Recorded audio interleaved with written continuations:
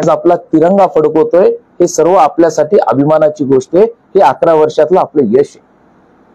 आज जर आपण पाहिलं 370 सगळ्यात महत्वाचा भाग म्हणजे देशामध्ये जे दुपळी निर्माण केली होती, काश्मीर वेगळा भारत वेगळा, 370 कलम हा हटवण्याचं काम जे कधी शक्य नव्हतं। कुणी म्हणायचं काही होईल, भारतीय जनता पार्टीचं हे फक्त घोषणापत्रामधला हा विषय 370 हा कुणी जरी आलं तरी हे हटू शकत नाही, हा विश्वास त्यावेळेसचे नेते सतत देत होते।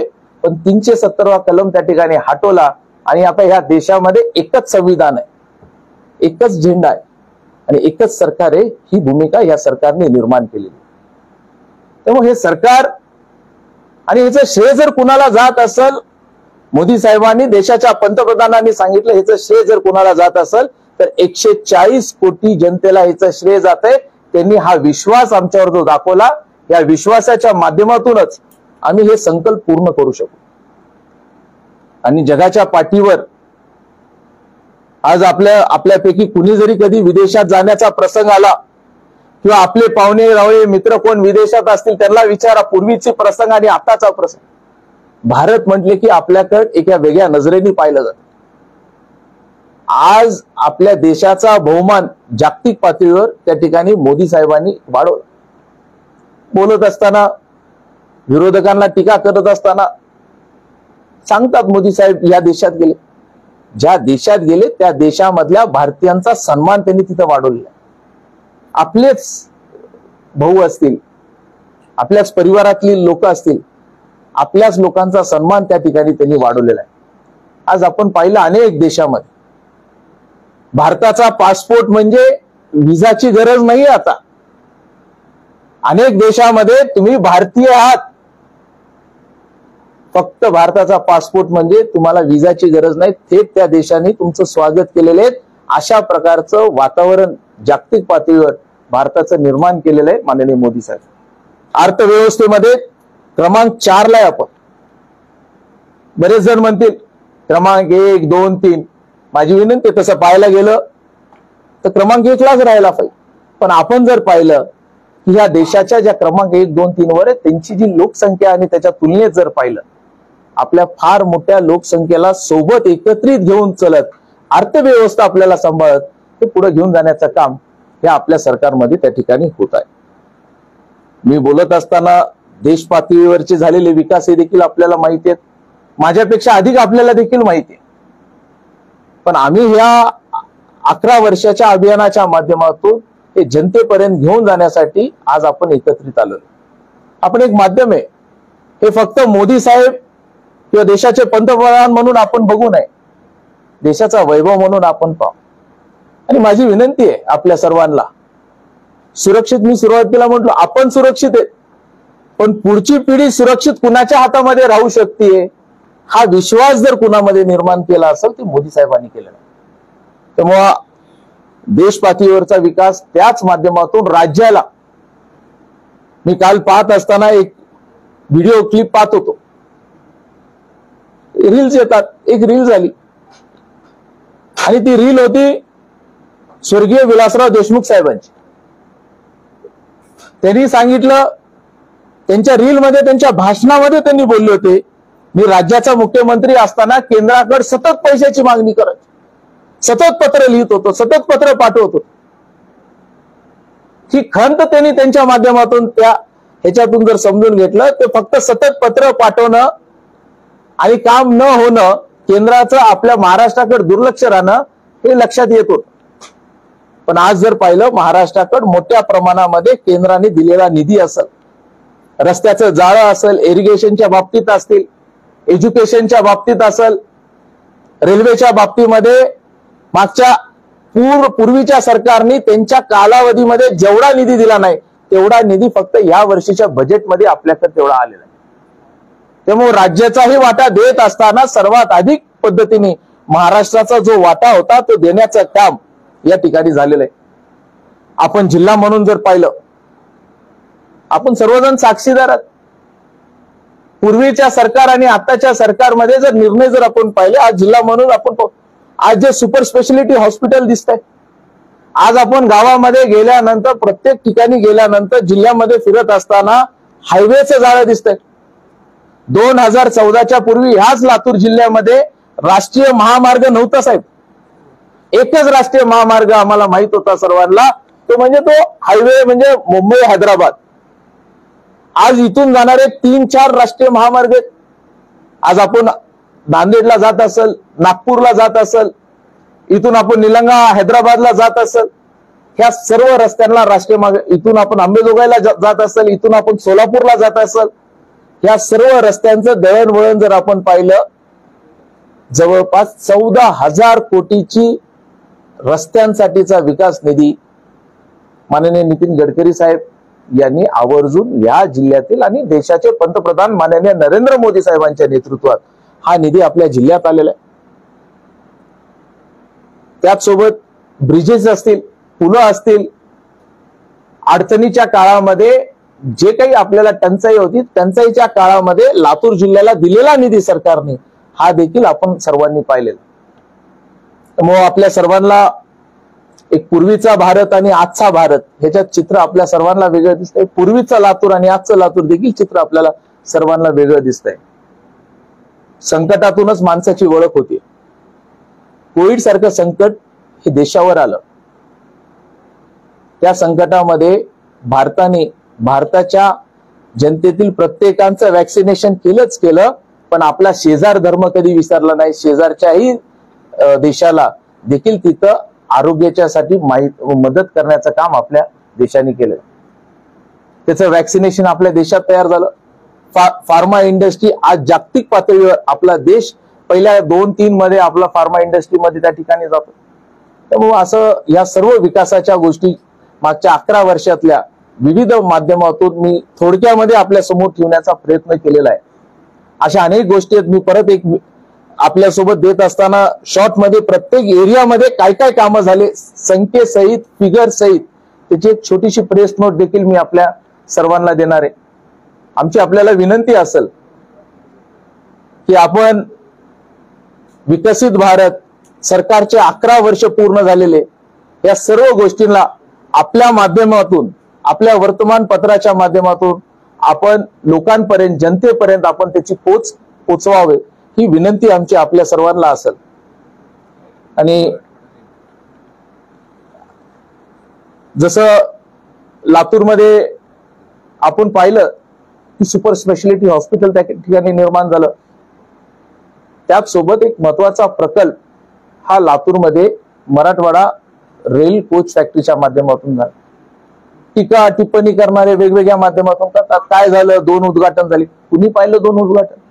एक उद्घाटन होतं, एक भूमिपूजन होतं आणि दुसरं उद्घाटन होतं. ह्याच्या पलीकडे काही झालं नाही. आज तिथे रिक्रुटमेंट चालू झालेली आहे.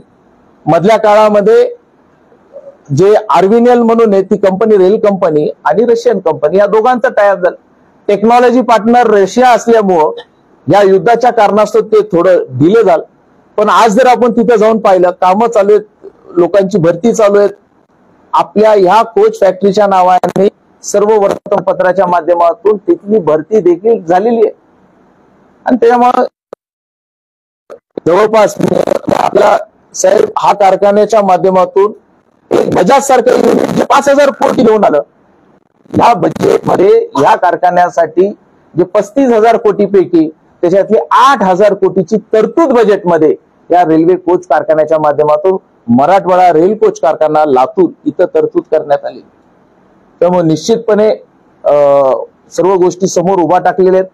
त्याच्यातून देखील आपल्या भागाला, लातूर जिल्ह्याला एक विकासाकडे घेऊन जाण्याचं काम देखील होईल. माझी सर्व पत्रकार बांधवांना विनंती असेल, मी तर सांगितले, अजून कुणाला काही विषय असतील तर आपण विचारावं आणि 2 मिनिटात आपण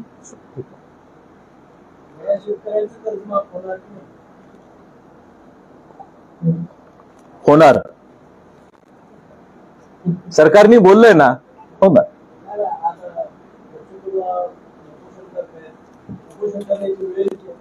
मी आपल्याला आवर्जून सांगतो, सरकार आज आपलं स्थापन होऊन या पुढच्या 6 महिन्यामध्ये सरकारला, कोणतंही सरकार आलं, आपण स्वतः आपलं स्वतःचं व्यक्तिगत घर जरी पाहिलं तर त्याला त्याचं नियोजन व्यवस्थापन करायला वेळ लागतो.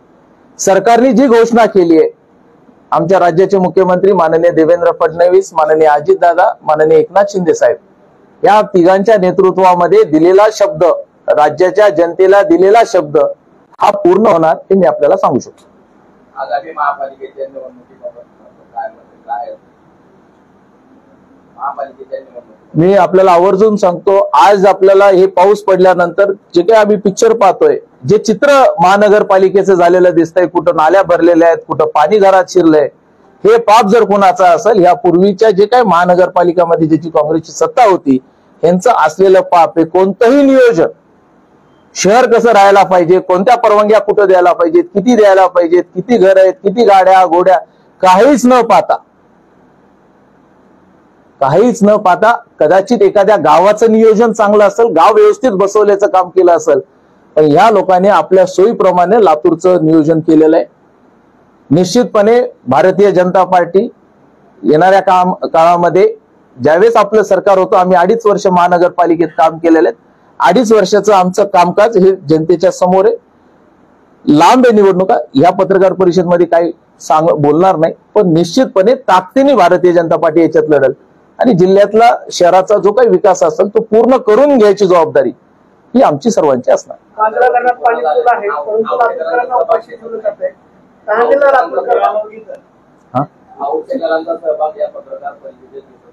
त्यांच्याकडे एक वेगळा जिल्हा दिलेला आहे, त्यांनी त्या जिल्ह्यामध्ये पत्रकार परिषद घेत आहेत. आम्ही सर्वजण इथं आहेत ना आमचं.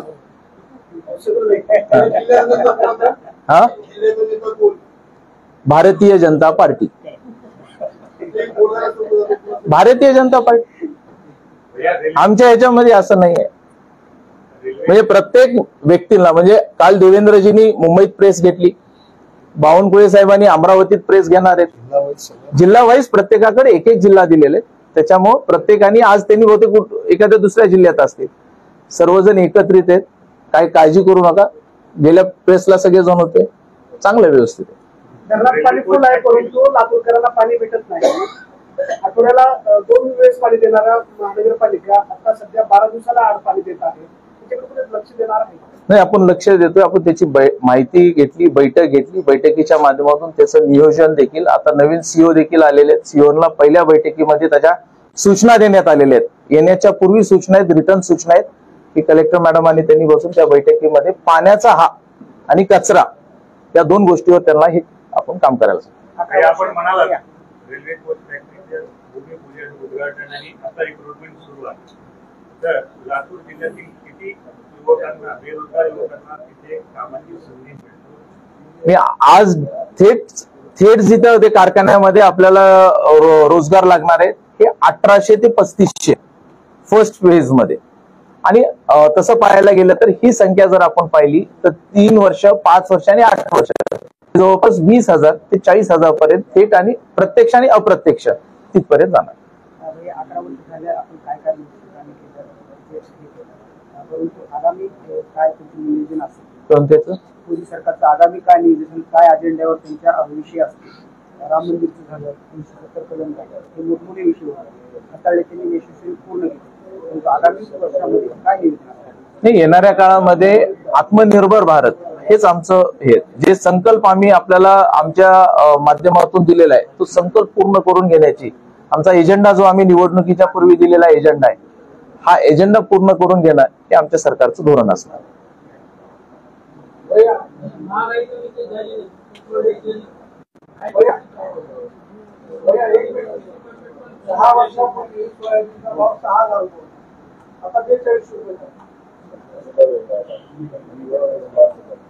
आता आपण जर पाहिलं हमी भाव आणि ह्याच्यामध्ये जर विषय घेतला तर निश्चितपणे मला असं वाटतं की तुलनात्मक जर पाहिला हमी भाव आणि सध्याच्या परिस्थितीमध्ये, तर आज हमी भावाच्या माध्यमातून ज्यावेळेस शेतकऱ्यांकडे मोठ्या प्रमाणात सोयाबीन होतं त्याचं खरेदी केंद्र आणि शेतकऱ्यांना न्याय मिळण्याच्या अनुषंगाने सरकारने उचललेलं पाऊल मागच्या या 2 महिन्यामध्ये आपण देखील पाहिलेलं आहे.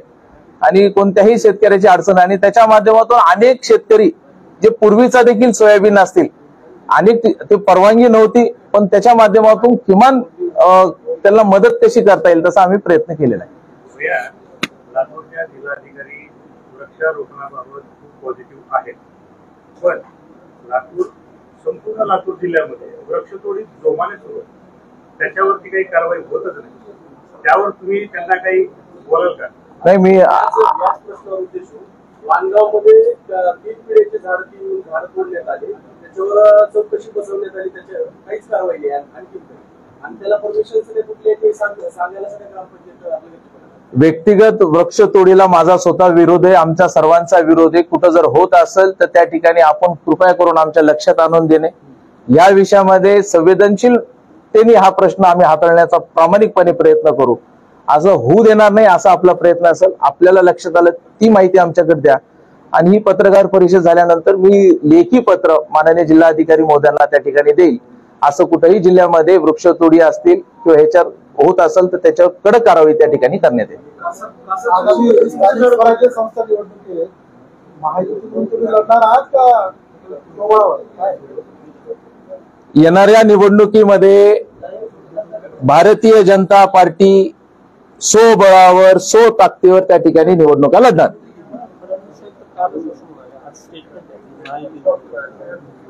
आम्ही जिल्हा म्हणून जनतेची भावना म्हणून आम्ही त्यांच्यापर्यंत पोहोचवणार की इथल्या लातूर मधल्या भारतीय जनता पार्टीच्या कार्यकर्त्यांची भावना आहे की आपण त्या ठिकाणी लढावं. महापालिका सर्व स्थानिक स्वराज्य सर्व स्थानिक स्वराज्य.